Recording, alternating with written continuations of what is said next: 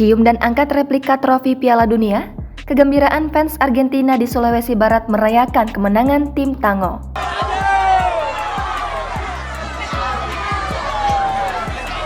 Kemenangan Argentina atas Prancis pada partai final Piala Dunia Qatar 2022 pada Minggu 18 Desember lalu menjadi momen yang tak bisa dilupakan oleh Muhammad Yusuf atau lebih akrab disapa Puaraju.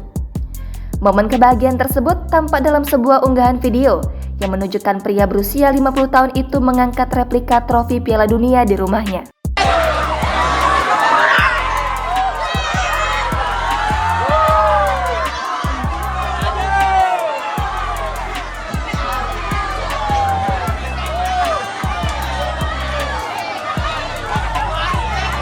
Dirinya bahkan tampak sesekali mencium replika trofi tersebut. Dikutip dari tribunsulbar.com, Puaraju sempat khawatir pada saat Argentina kalah dari Arab Saudi 0-2 di babak penyisihan.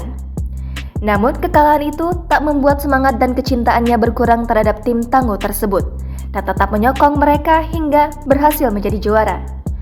Puaraju mengaku telah mendukung Argentina sejak Diego Armando Maradona mengantar tim Tango merebut gelar juara pada waktu itu. Hal tersebut tampak dari rumahnya yang dicat serupa dengan bendera Argentina dan ditambah sejumlah ornamen seperti foto Lionel Messi. Menghiasi atau mewarnai rumah dengan warna bendera timnas Argentina itu merupakan inisiatifnya sendiri. Setidaknya, ia menghabiskan uang sekitar 1 juta lebih untuk mewarnai dan memasang pernak-pernik sepak bola. Tak berhenti di situ, ia mengaku bahwa cucunya ia beri nama Muhammad Messi, lantaran cucunya lahir saat Argentina berhasil mengalahkan Meksiko. Puaraju bercerita, saat malam kemenangan itu, rumahnya sempat dikunjungi para fans Argentina. Ia pun keluar dari rumahnya sembari mengangkat replika Piala Dunia yang warga lokal sebut Pikelu Anjoro.